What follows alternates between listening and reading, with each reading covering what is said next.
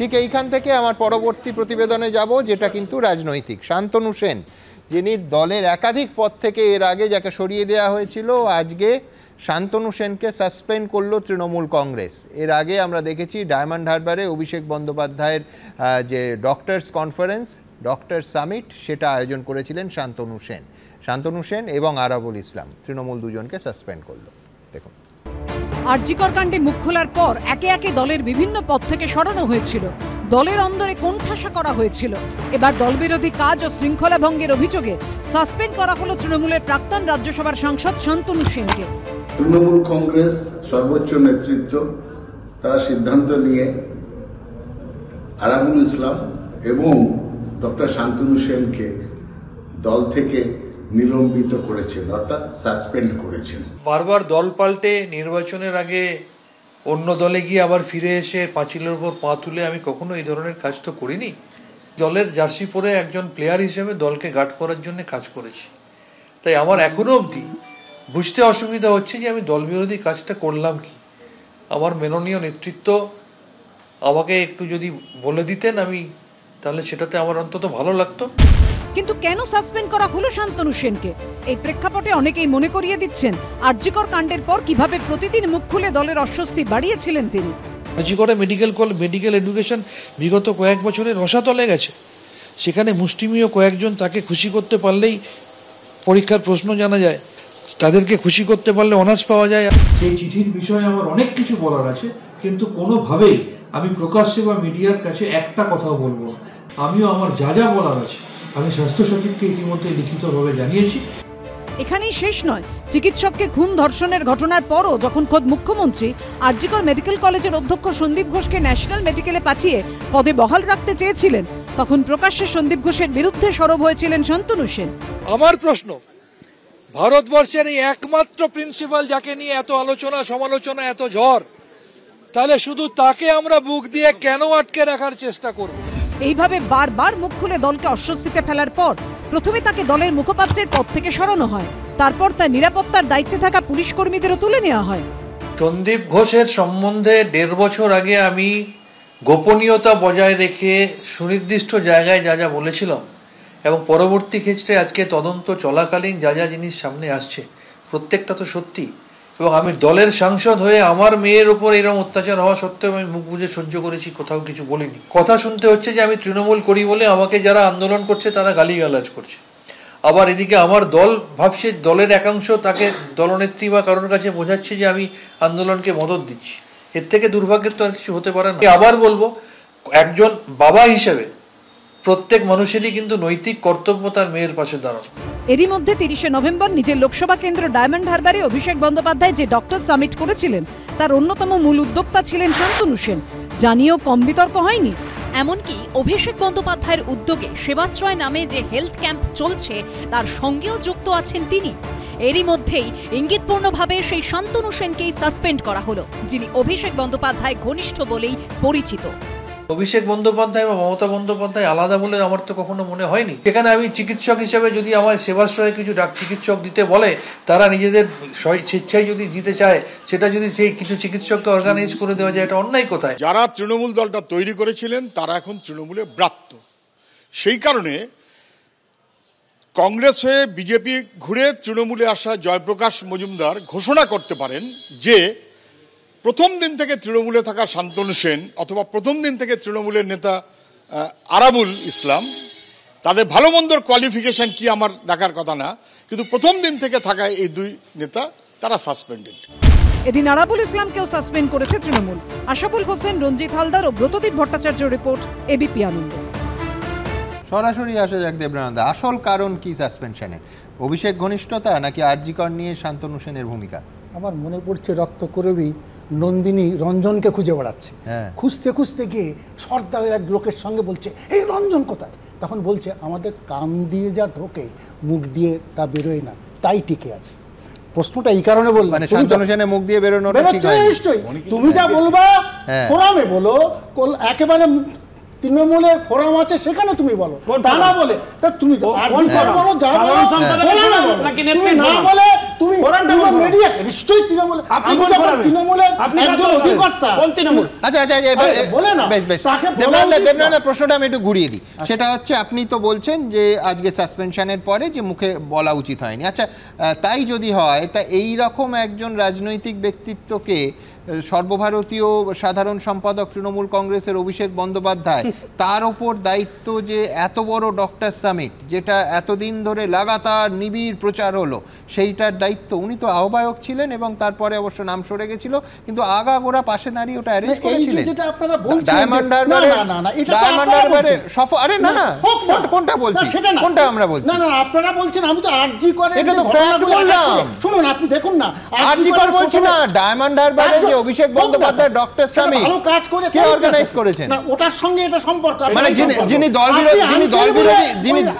বিরোধী কাজ করবেন, তিনি এত বড় দায়িত্ব পাবেন? ওকে যে সাসপেন্ড করেছে পরিষ্কার দলবিরোধী এই কাজ। আরজি করে এই দুটো- ঘটনার জন্য এই দুটো যাচ্ছে না কিন্তু পাশাপাশি। হ্যাঁ। মুখপাত্র থামান। বাদ দিল, বেশ। ওনার রক্ষী তুলে দিল, আজকে হ্যাঁ। সাসপেন্ড করলো, আচ্ছা, কিন্তু আপনি শেষ। ডায়মন্ডে যাচ্ছেন। আচ্ছা, দম নিন। না, এই জন্যই যাচ্ছি না, যে এই না। দল বিরোধী কাজ না, করা না, না, মানুষকে না, আমি দায়িত্ব সেটা দেবো আপনি কেন? সেবামূলক দায়িত্ব করেছে, তার সঙ্গে সেবামূলক। সাসপেন্ডের কোনো মূল্য নেই। সুমনদা, প্রথম কথা না, আমি হচ্ছে- বিড়ম্বনাটা বুঝি না, ওই জন্য আমি দেখবে সুমনদা, প্রথম কথা হচ্ছে আপনি লক্ষ্য করে দেখবেন আরজিকর রিলেটেড ঘটনায় শান্তনু সেন অনেক ছোট প্লেয়ার, সব থেকে বড় প্লেয়ার দলের সাধারণ সম্পাদক, তাকে কুণাল ঘোষের মতো মুখপাত্র প্রকাশ্যে বলে দিয়েছেন আরজিকরের সময় অভিষেক ব্যানার্জি এদিকে জানেই না, ও ছিলই না, ও কি রিয়াকশন দিচ্ছে, শিল্পীদের বন্ধ করে দিতে হবে, কে ও খায় না মাথায় দেয়। যদিও কুণাল না, ঘোষ ঠিক এই ভাষায় না নয়। তাই ওই তুমি আর আরেকটু কি, মানে আমি সাধারণ আরেকটা সম্পাদক বেরিয়ে থাকলে ওদিনই রেজিগনেশন দিয়ে দিতাম। আরে বাবা। আমি যদি সাধারণ সম্পাদক থাকতাম, আমি সম্মান রেখে ওদিনই রেজিগনেশন দিয়ে দিতাম। এ তো চ্যালেঞ্জ। আমি আপনাকে বলছি শুনুন, উনি মমতা বন্দ্যোপাধ্যায়কে চ্যালেঞ্জ করেছেন, শান্তনু সেন করেছেন, এবং সরাসরি ডাক্তারবাবুদের সংগঠন করেছেন, যা সত্যি ঘটনা বলে ফেলেছেন। উনি যা বলেছেন আজকে তো তাই আমরা দেখতে পাচ্ছি। আজকে যে দেবনাথ চিৎকার করছেন, রিয়াক্ট করছেন, ওনার ওষুধের আরে, ওর নিশ্চয়ই সঙ্গে জাল আছে। নয়। ওই সব ওষুধ তুমি খাচ্ছেন, কেন ওনার কেন ওষুধ- ডায়মন্ডের আমি সেটা বোঝাচ্ছ বলছি না? না, শুনুন এটা না। সীমামূলক কাজ আচ্ছা, করে যাবেন না। করুক না। আচ্ছা, স্যার, ওষুধটা তার বলছি সঙ্গে না। তুমি এটা আচ্ছা, মিলাচ্ছ শুনুন না। না। শান্তনু সেন, খুব ঠান্ডা মাথায় শুনুন, শান্তনু সেন এবং অভিষেক বন্দ্যোপাধ্যায় একই লাইনে আরজিকরকে অ্যাড্রেস করেছেন, এবং তারা দলের যে লাইন, সেই লাইন ফলো করেননি, সন্দীপ বাবুদের সমর্থন করেননি, এবং করেননি বলে আজকে ওনাকে পানিশমেন্ট পেতে হয়েছে। সন্দীপ বাবুকে এই সমর্থন- না, না, না, না। পরবর্তীকালে জানার পরে সন্দীপ বাবুকে শঙ্কুর সমর্থন যুক্তির মধ্যে একটাই ফাঁক আছে, সেটা হচ্ছে আরজি করের ঘটনার জন্য এতদিন পরে কেন সাসপেনশন। আমি বলছি আরজি করের ঘটনা পরেই তো, তাহলে আমি এই যে শঙ্কুর যুক্তিগুলো সবই ধরি, দল ব্যবস্থা নিতে পারতো। দেখুন, একটা হলো আজকে দুজন সাসপেন্ড হয়েছে, আপনি শুধু শান্তনু সেনকে নিয়ে না, না, বলছেন। আরাবুল ইসলাম। শওকত মোল্লার উল্টো দিকে থাকা, শওকত মোল্লাকে অভিষেক বন্দ্যোপাধ্যায় শিবিরের মানুষ, ওটা নিয়ে কেন কম আলোচনা এটা হচ্ছে balance বলুন তো, হচ্ছে। এক সেকেন্ড। সেটা হচ্ছে যে বোঝা যাচ্ছে না তো, এর আগে 6 বছরের জন্য সাসপেন্ড করে 6 মাসে আরাবুল ব্যাক করেছিল, যার ফলে আলোচনা করব, অনুষ্ঠান শেষ হতে না হতে দেখবো আবার ব্যাক করে গেছে, ওই জন্য ওটা পরে করছে। কিন্তু আমি বলছি যে দুটো সাসপেনশনই যদি লক্ষ্য করেন, হ্যাঁ। তাহলে একটা অভিষেক বন্দ্যোপাধ্যায়ের শিবিরকে বার্তা দেওয়ার কিছু। আমি ইমিডিয়েটলি আপনি যদি বলেন যে মানে এতদিন পরে কেন, এটা ঠিক যে আরজিকরের ঘটনায় শান্তনু সেনের ভূমিকা দল গ্রহণ না করে কিন্তু তাকে কিন্তু ক্রমশ ডানা ছাড়ছিল, এবং আজকে কেন, তার কারণটা হলো যে জানেন আপনি, অভিষেক বন্দ্যোপাধ্যায় ডায়মন্ড হারবারে যে মানে শিবির, স্বাস্থ্য শিবির করে আয়োজন করেছে, এটা কার্যত মমতা বন্দ্যোপাধ্যায় সেবাশ্রয়। তো যে স্বাস্থ্য শিবিরের কথা বলছি, তাতে হাজার হাজার লোক পরিষেবা নিচ্ছে, স্বাস্থ্য পরিষেবা নিয়ে। প্রশ্নটা আসছে যে মুখ্যমন্ত্রীকে কি সরাসরি, অর্থাৎ স্বাস্থ্যমন্ত্রীকে কি সরাসরি মানে চ্যালেঞ্জ করা হলো? আজকেই শান্তনু সেন বলেছেন প্রেস কনফারেন্সে যে ওই সেবাশ্রয়ে তিনি বহু পরিচিত ডাক্তারবাবুকে পাঠিয়েছেন। তার মানে কি মানে এই সেবাশ্রয়ের পেছনে বা তার আগে 1200 ডাক্তার নিয়ে যে সম্মেলনের পেছনে অন্যতম মাথা ছিল শান্তনু সেন, এটা শান্তনু সেন নিজেই স্বীকার করছেন। ফলে শান্তনু সেন কার্যত বলা যায় স্বাস্থ্যমন্ত্রীকে চ্যালেঞ্জ করেছেন, তার কর্তৃত্বকে চ্যালেঞ্জ করেছেন, কোনো একটা জায়গায় একটা আশঙ্কা তৈরি হয়েছে। কিন্তু একই সাথে আমি বলবো, সুমনদা, শান্তনু সেন যখন ভালো কথা বলতে লাগলো, তখনই বেচারার কিন্তু আজকে শাস্তির মুখে পড়তে লাগলো। আমরা শান্তনু সেনের তীব্র সমালোচনা করেছি নানা সময়, কিন্তু আপনি আমায় বলুন যে মানে যখন আরজিকরের ঘটনাগুলো ঘটতে লাগলো, শান্তনু সেন ট্রু সেন্সে কিন্তু একটার পর একটা বক্তব্যের মধ্য দিয়ে অন্যায়, অবিচার, অত্যাচার এবং যে তৎকালীন যে অধ্যক্ষের বিরুদ্ধে যে ধরনের কুকর্মগুলো ছিল, তিনি কিন্তু প্রথম তুলে ধরছিলেন, এবং একজন বাবা হিসাবে, মানে তার মেয়ে ওখানে যেহেতু পড়তো, তার প্রত্যক্ষ অভিজ্ঞতার নিরিখে তিনি বলছিলেন। আমার প্রশ্ন হচ্ছে যে ভালো কথা বলবার জন্য তৃণমূল কংগ্রেসের শাস্তি পেতে হয়, আর যত খারাপ কথা কুকথা বলে তৃণমূলে তার ততই প্রমোশন হয়। অভিজ্ঞতা কিন্তু তাই বলে।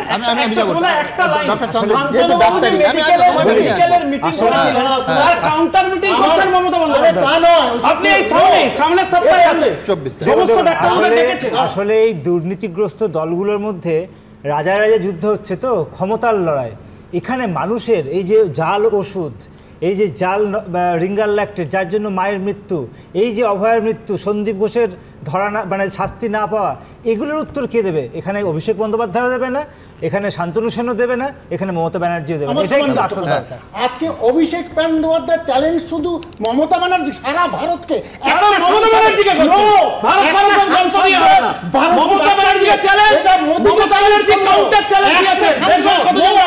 একটা সাংসদ 1200 ডাক্তার নিয়ে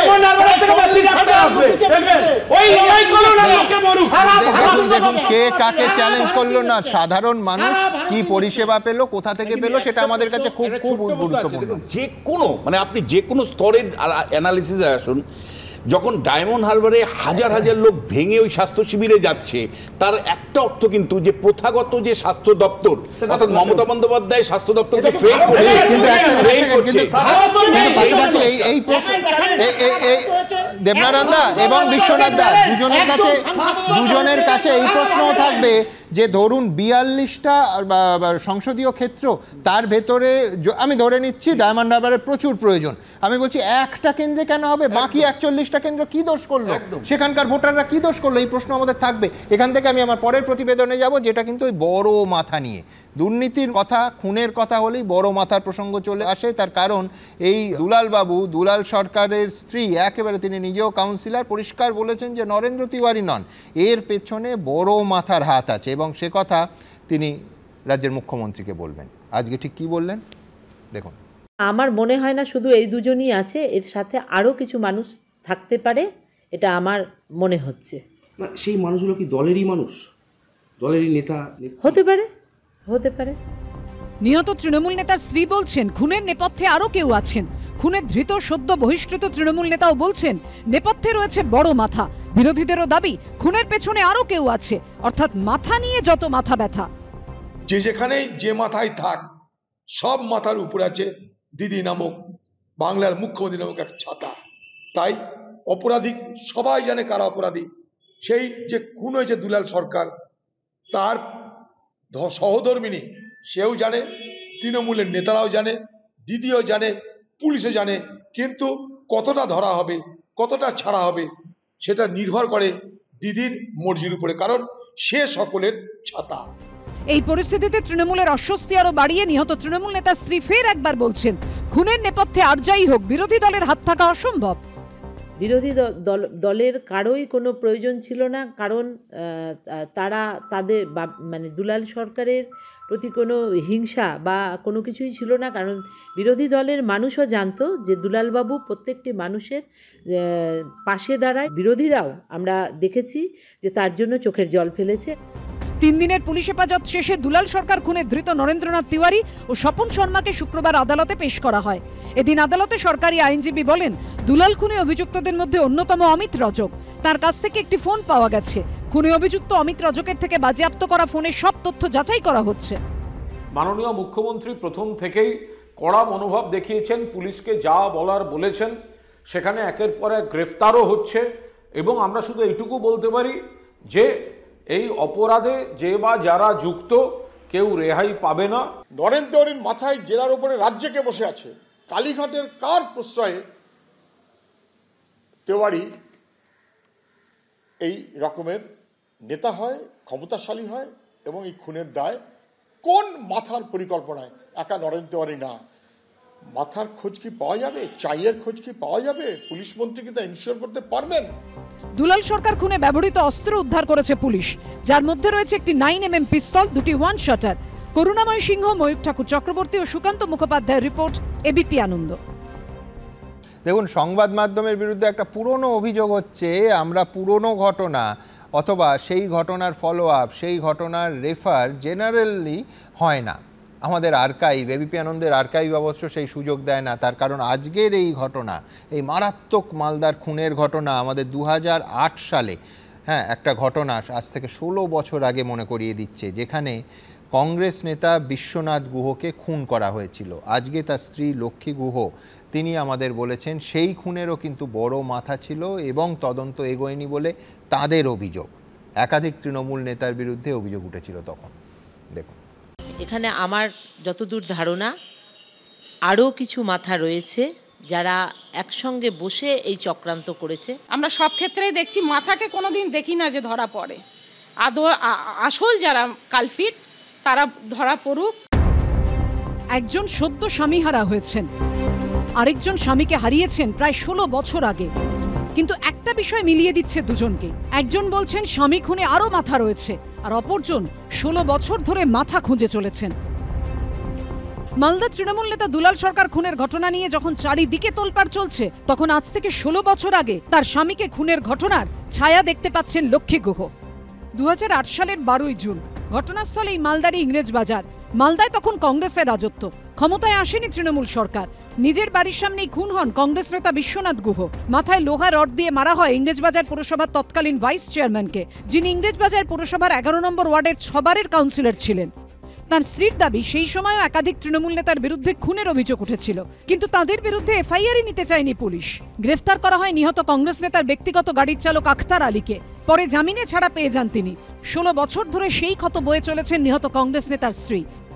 ছোট ছোট যারা আছে, যারা করেছিল এই ঘটনাটা, তারা ধরা অবশ্যই পড়েছিল, কিন্তু আসল মাথা ধরা পড়েনি। তারা হয়তো রাজনৈতিক দল করেন, বর্তমানে শাসক দলেই আছেন। আপনার স্বামীর ক্ষেত্রেও কি বিষয়টা রাজনৈতিক খুন? অবশ্যই অবশ্যই রাজনীতির খুন, পদের লোভ এবং টাকা পয়সার লোভ, এগুলো তো আছেই। আমরা চাই আসল যে কালপিট, যে এতদিন ষড়যন্ত্র করেছে, তারা ধরা পড়ুক।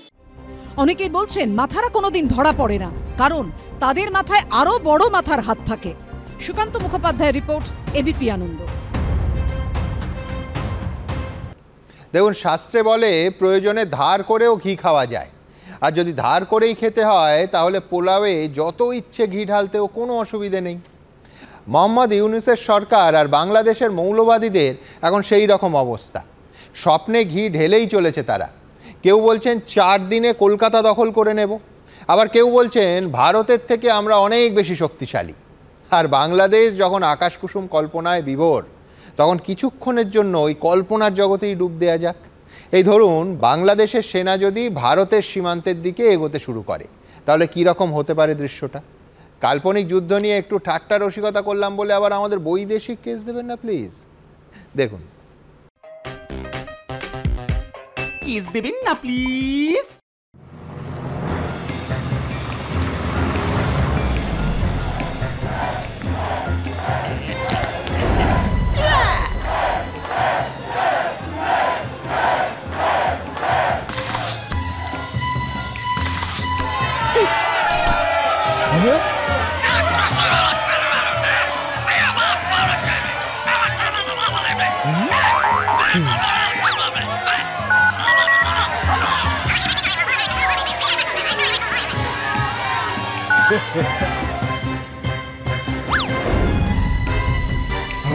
আমি বলে দিচ্ছি ভারতকে, যে ট্রেনিং আমরা দিয়েছি, যে যুদ্ধ আমরা করেছি, আমরা শুধু 2 লক্ষ সৈনিক না, আমাদের সাথে 18 কোটি জনগণ আছে।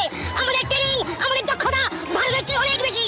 আমরা যদি একবার সাহস করে আমার দেশকে যুদ্ধ করবে, আমরা বলে দিচ্ছি 4 দিনের মধ্যে আমরা কলকাতা দখল করে নেব।